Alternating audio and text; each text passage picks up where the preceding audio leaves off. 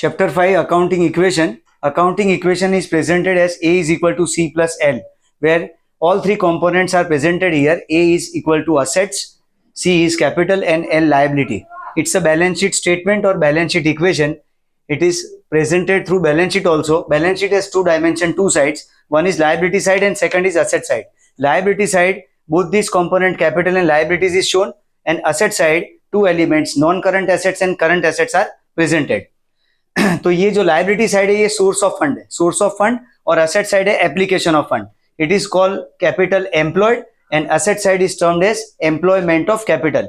यानी पैसा जो बिजनेस में आता है वो लाइबिलिटी साइड पे शो करते हैं और जो यूटिलाइजेशन ऑफ फंड है वो असेट साइड पे शो किया जाता है. अकाउंटिंग प्रोसेस हमारी जर्नल से शुरू होकर फाइनल अकाउंट्स तक जाती है.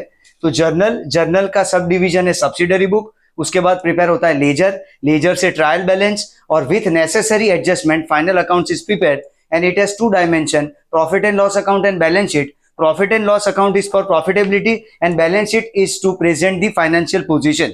ये चैप्टर में हम हर एक अकाउंटिंग ट्रांजेक्शन यानी इकोनॉमिक बिजनेस ट्रांजेक्शन की जो इफेक्ट है वो अकाउंटिंग इक्वेशन पे यानी बैलेंस शीट पे यानी ये फाइनल स्टेटमेंट पे उसकी क्या इफेक्ट है उसको हम चेक करने वाले हैं. ये सारे जो स्टेजेस है, intermediate stages, journal, subsidiary book, ledger, trial balance, इन सबको बाईपास करके फाइनल आउटकम बैलेंस शीट में हर एक इकोनॉमिक बिजनेस ट्रांजेक्शन का किस तरह से प्रेजेंट होगा, उसके लिए ये अकाउंटिंग इक्वेशन का पूरा ये टॉपिक है. ये एक क्वेश्चन है जिसमें टोटल 19 ट्रांजेक्शंस है. अब ये जो दो डायमेंशन है कैपिटल एंड लायबिलिटी, उसके लिए हमें यहाँ पे ये दो रूल्स याद रखने हैं कैपिटल में रिडक्शन और इंक्रीज के लिए, कि कैपिटल किस वजह से इंक्रीज होता है. तीन रीजन है कैपिटल इंक्रीज होने के. एक है एडिशनल कैपिटल, दूसरा है इनकम और तीसरा है प्रॉफिट और गेन.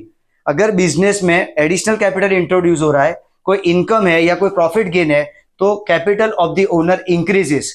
अगर बिजनेस में से कुछ रिडक्शन हुआ है यानी ड्रॉइंग्स हुआ है, विड्रॉल है, कोई एक्सपेंसिस है या लॉसेस है, तो capital of the owner decreases. क्योंकि most important element accounting equation में कैपिटल का है कि कैपिटल कब अफेक्ट होता है. इसके लिए ये दो रूल्स मैंडेटरी याद रखने हैं कि additional capital, income and gains और profit will increase the capital, drawings, expenses and losses will reduce the capital.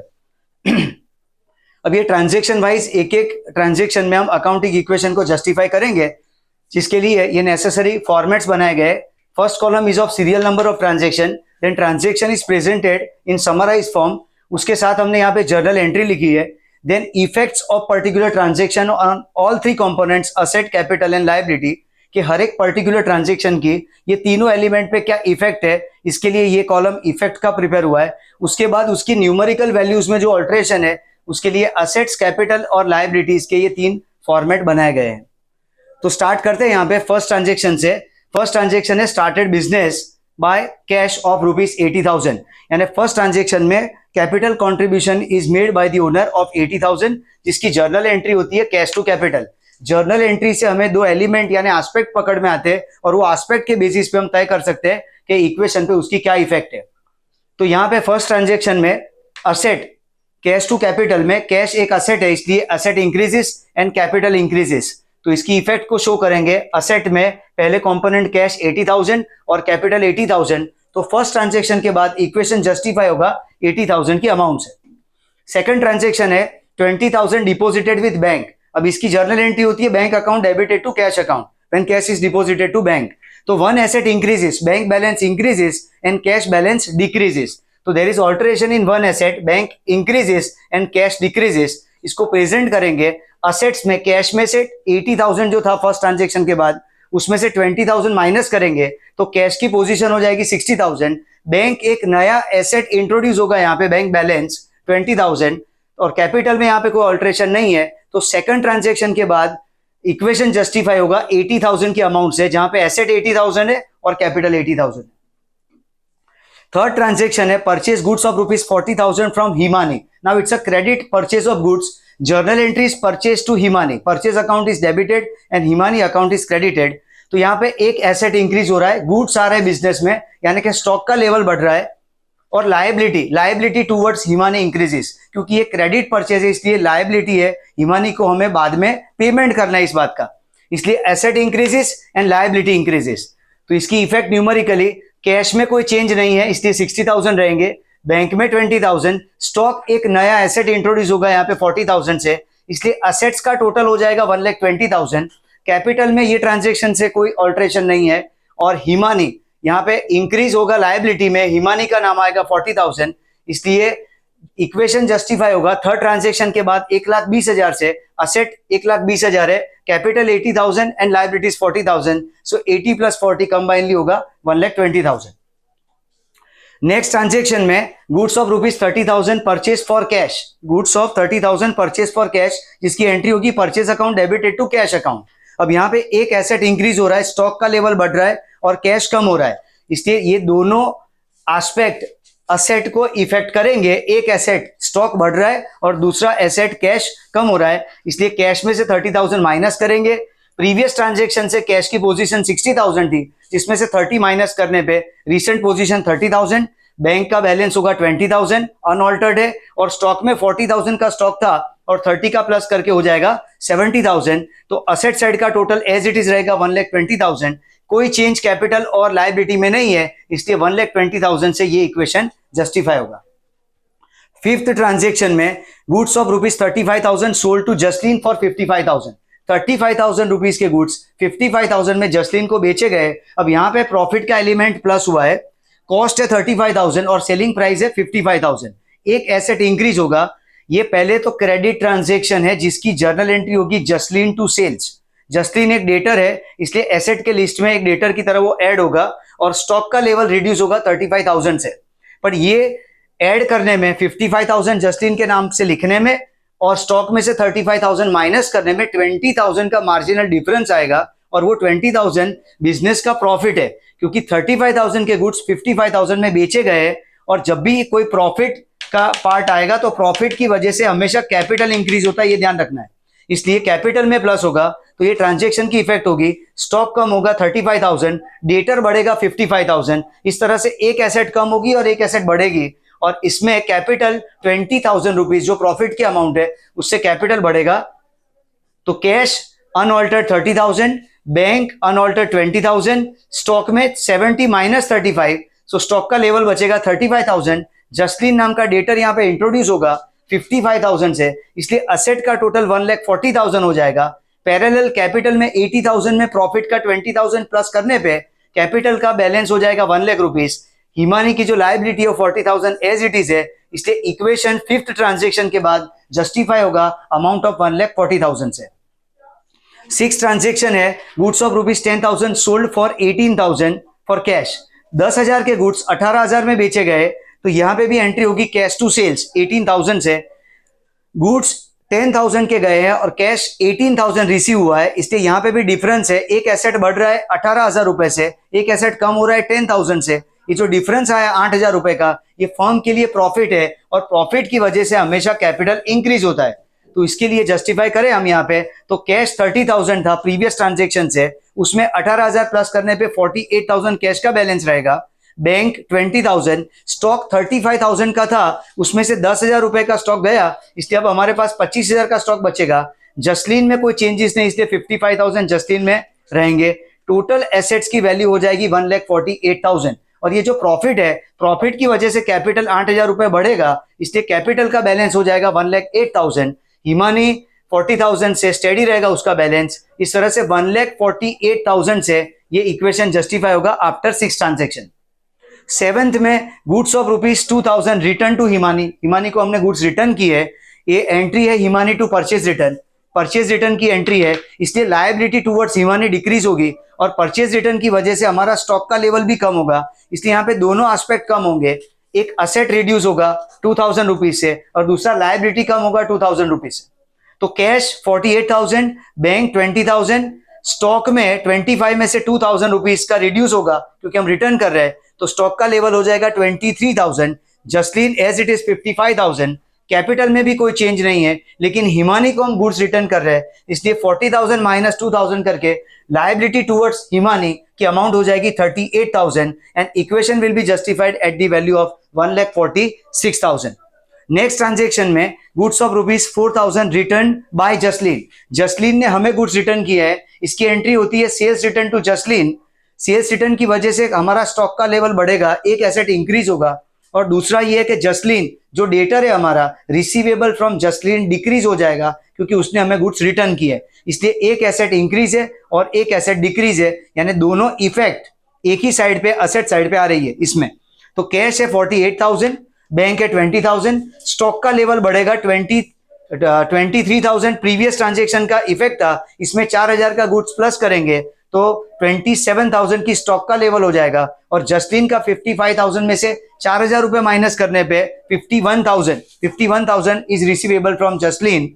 So all over यहाँ पे एसेट में एक कंपोनेंट बढ़ रहा है, दूसरा कम हो रहा है, इसलिए टोटल जो है असेट्स का वो एज इट इज रहेगा 1,46,000, no change in capital and liability, so equation is justify at 1,46,000 after 8 transaction.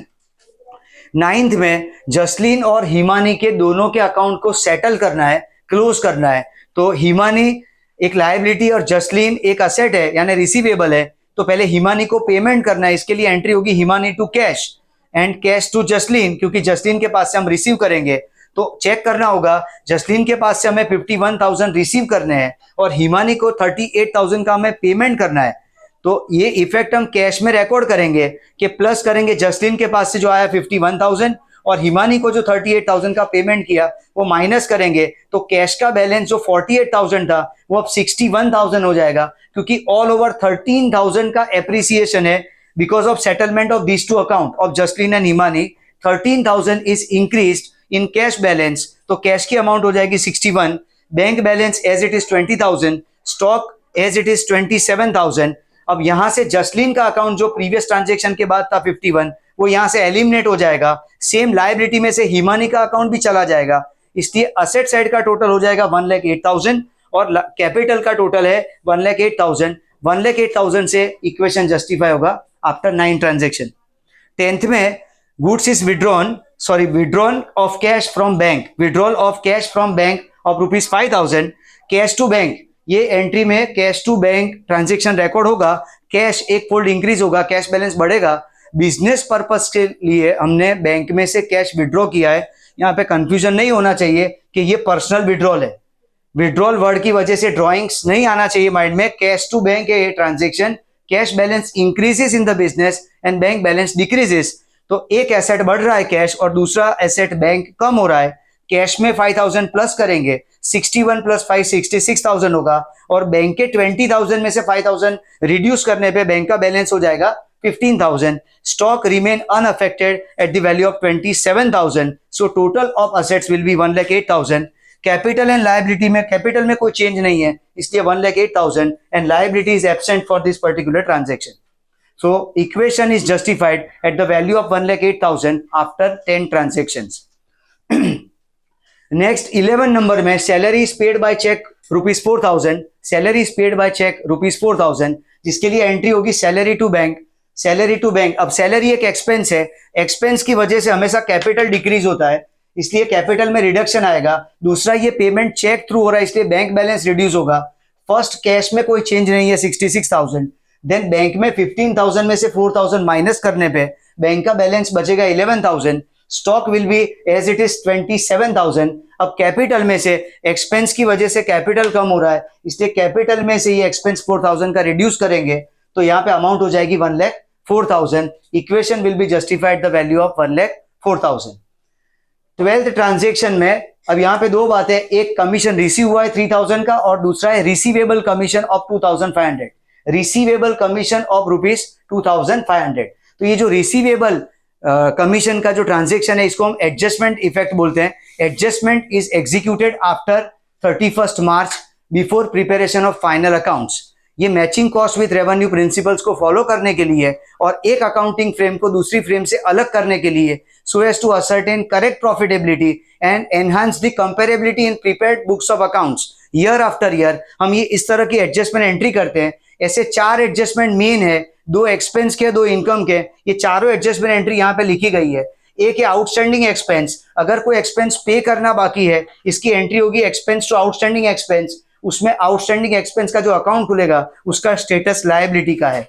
अगर हम प्रीपेड एक्सपेंस कर रहे हैं यानी कोई एक्सपेंस एडवांस में चुका रहे हैं नेक्स्ट ईयर के लिए, तो एंट्री होगी प्रीपेड एक्सपेंस टू एक्सपेंस, पर प्रैक्टिकली यहाँ पे पे करते वक्त हम एंट्री करेंगे प्रीपेड एक्सपेंस टू कैश।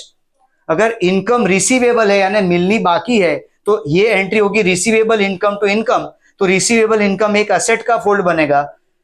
और लास्ट है इनकम रिसीव्ड इन एडवांस, अगर नेक्स्ट ईयर की कोई इनकम हमें एडवांस में मिली है तो एंट्री होगी कैश या income account debited to income received in advance. तो ये 4 एडजस्टमेंट एंट्री है जिसमें से 2 एक्सपेंस के लिए, 2 इनकम के लिए। Outstanding expense, prepaid expense, receivable income and income received in advance. Outstanding expense liability है, प्रीपेड एक्सपेंस असेट है, रिसीवेबल इनकम असेट है और income received in advance liability है। ये चारों का स्टेटस याद रखना है। अब यहाँ पे ये रिसीवेबल इनकम की बात हो रही है कि कमीशन ऑफ ₹2500 इज रिसीवेबल, तो एक इफेक्ट है कैश बैलेंस इंक्रीज होगा 3000 से, इसलिए एक एसेट इंक्रीज होगा, दूसरा रिसीवेबल कमीशन का एसेट इंक्रीज होगा और एक कमीशन नाम की इनकम है और इनकम टोटल 5500 रुपीज की है जिसकी वजह से कैपिटल इंक्रीज होगा। तो यहाँ पे 3 फोल्ड अफेक्ट होंगे। तो कैश में पहले हम 66,000 में 3000 प्लस करेंगे, कैश का बैलेंस हो जाएगा 69,000, bank as it is 11,000, stock 27,000, एक नया एसेट यहाँ पे आएगा रिसीवेबल कमीशन 2,500 और ये जो टोटल अमाउंट है कमीशन की 5,500 will be added to capital because it's an income and because of income always capital increases. तो कैपिटल का बैलेंस हो जाएगा 1,09,500 और इक्वेशन जस्टिफाई सेम 1,09,500 से होगा आफ्टर 12 ट्रांजेक्शंस। 13 में भी एक एडजस्टमेंट इफेक्ट है। अब ये एक्सपेंस के बारे में है, एक रेंट पे किया गया 4,000 का और दूसरा आउटस्टैंडिंग रेंट है 1,500 का। तो जब हम रेंट पे करेंगे तो उसकी एंट्री होगी रेंट टू कैश और जो आउटस्टैंडिंग है उसके लिए एंट्री होगी रेंट टू आउटस्टैंडिंग रेंट। अब इसकी वजह से रेंट एक एक्सपेंस है तो कैपिटल रिड्यूस होगा, कैश कम हो रहा है इसलिए एसेट कम होगा और आउटस्टैंडिंग रेंट एक लायबिलिटी है जिसकी वजह से लायबिलिटी इंक्रीज होगी। तो कैश में से 69,000 में से पहले 4,000 माइनस करेंगे जो हम पे कर रहे हैं, तो कैश की position 65,000, bank 11,000, stock 27 and receivable commission 2,500। Capital में से टोटल एक्सपेंस ऑफ 5,500 हम रिड्यूस करेंगे तो कैपिटल का बैलेंस हो जाएगा 1,04,000 और ये जो आउटस्टैंडिंग रेंट है एक लायबिलिटी इंट्रोड्यूस हो रहा है इसलिए लास्ट कॉलम लायबिलिटी में लाएंगे आउटस्टैंडिंग रेंट। तो इक्वेशन जस्टिफाई होगा 1,05,500 से असेट है और कैपिटल प्लस लायबिलिटी 1,04,000 प्लस 1,500 1,05,500 होगा। नेक्स्ट ट्रांजेक्शन में दिया गया है कि गुड्स डोनेटेड ₹2,000। अब this is transaction of outflow of goods other than sales and other than sales whenever goods is sent it is treated as reduction of purchase and for that purpose entry is recorded as charity to purchase, charity expense to purchase or donation expense to purchase, but it's an expense for the business. Because of expense capital decreases and goods reduced from the business, so stock level कम होगा। तो इसकी दोनों aspect की effect ये होगी कि capital कम होगा और एसेट कम होगा, कैपिटल कम होगा और एसेट कम होगा। कैश 65,000, बैंक बैलेंस 11,000, स्टॉक के लेवल में से 27,000 में से 2,000 रुपए कम करेंगे तो स्टॉक हो जाएगा 25,000, रिसीवेबल कमीशन 2,500, इसलिए एसेट साइड का टोटल होगा 1,03,500। पैरेलल कैपिटल में से माइनस करेंगे 2,000, 1,04,000 माइनस 2,000, सो 1,02,000 कैपिटल का balance and outstanding rent as it is 1,500, so equation will be justified after 14th transaction at the amount of 1,03,500। 15th transaction में furniture of ₹15,000 purchase from Preksha furniture mart, PFM हमने short में लिखा है। तो ये credit purchase of asset है, asset comes in, furniture account is debited and Preksha Furniture Mart is the giver, so PFM account is credited, asset increases, furniture के आने की वजह से asset का level increase होगा and amount is to be paid to Preksha Furniture Mart in future, so liability is also increased। तो asset के list में cash 65,000, bank 11,000, stock 25,000, receivable commission 2,500 and introduction of another asset of furniture 15,000, capital remain unaltered at the value of 1,02,000। Liability में एक outstanding rent पहले से था 1,500, उसमें नई लायबिलिटी प्रेक्षा फर्नीचर मार्ट की 15,000 की ऐड करने पे लायबिलिटी की अमाउंट हो जाएगी 16,500 and equation will be justified at a value of 1,18,500 after 15th transaction. 16th में कॉलेज फीस ऑफ डॉटर ₹6,000 पेड, it's a personal expense of the business, personal expense of the owner and it is paid from the business, so journal entry will be drawings account debited to cash, drawings to cash and because of drawings, again because of drawings capital decreases, capital कम हो रहा है और साथ में cash balance reduce हो रहा है, इसलिए एसेट कम हो रहा है और कैपिटल कम हो रहा है। तो कैश में से 65,000 में से 6,000 माइनस करने पे 59,000, तो cash 59, bank 11, stock 25, receivable commission 2,500 and furniture 15,000। Capital में से 6,000 माइनस करने पे कैपिटल का वैल्यू हो जाएगा 96,000। लाइबिलिटी में outstanding rent and Preksha furniture mart as it is 16,500 and equation will be justified a value of 1,12,500। 17th transaction में अब यहाँ पे दो बातें हैं। बैंक के साथ ट्रांजेक्शन हो रहा है, एक बैंक के पास से हमें इनकम मिल रहा है बैंक इंटरेस्ट के फॉर्म में, और दूसरा एक एक्सपेंस बैंक ने चार्ज किया है बैंक चार्जेस के नाम से। एक से हमारा बैंक बैलेंस बढ़ता है, दूसरे से बैंक बैलेंस रिड्यूस होता है। तो पहले हमें बैंक इंटरेस्ट मिला है 500 रुपए का, जिसकी एंट्री होगी बैंक टू बैंक इंटरेस्ट, और दूसरा है बैंक चार्जेस बैंक ने चार्ज किया है, तो एंट्री होगी बैंक चार्जेस टू बैंक। अब इससे हमारा एसेट का लेवल बढ़ेगा, बैंक का बैलेंस बढ़ेगा। रीजन 500 रुपए मिले हैं और 300 रुपए चार्ज, 200 रुपए चार्ज हुए, इसलिए all over net effect check करें तो 300 रुपीज बैंक बैलेंस हमारा प्लस होगा, इसलिए asset increases, then capital increases because of bank interest, capital increases because it's an income for the business, and because of income capital increases। दूसरा है यहाँ पे bank charges, वो बिजनेस का expense है, and because of expense capital decreases. तो यहाँ पे हम चेक करेंगे ट्रांजेक्शन में कैश 59, बैंक में 11,000 प्लस 500 माइनस 200, इनकम का प्लस करेंगे और एक्सपेंस का माइनस करने पे बैंक का बैलेंस हो जाएगा 11,300, stock 25,000, receivable commission 2,500, furniture 15,000, total of assets will B 1,12,800। यहाँ पे कैपिटल 96,000 का जो है उसमें से एक income of bank interest plus करेंगे 500 और एक्सपेंस ऑफ बैंक चार्जेस 200 रुपए माइनस करने पे कैपिटल का बैलेंस हो जाएगा 96,300 and liability is same as before previous transaction 16,500।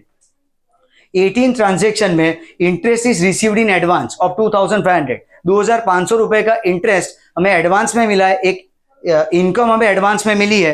तो जब भी इनकम एडवांस में मिले वो एक लायबिलिटी है, income received in advance is a liability, तो because of that reason liability increases, तो asset increases and liability increases. क्योंकि 2,500 रुपए का कैश बैलेंस बढ़ रहा है, इसलिए कैश में प्रीवियस 59 में प्लस 2,500 करने पे 61,500, bank, stock, receivable commission and furniture unaltered रहेंगे, इसलिए यहाँ असेट का टोटल होगा 1,15,300।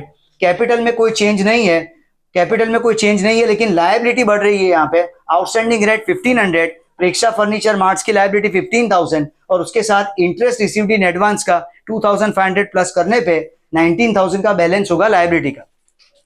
लास्ट ट्रांजेक्शन में advertisement expense is paid in advance, advertisement के लिए एक्सपेंस एडवांस में पे किया गया है और उसकी अमाउंट है 2,000।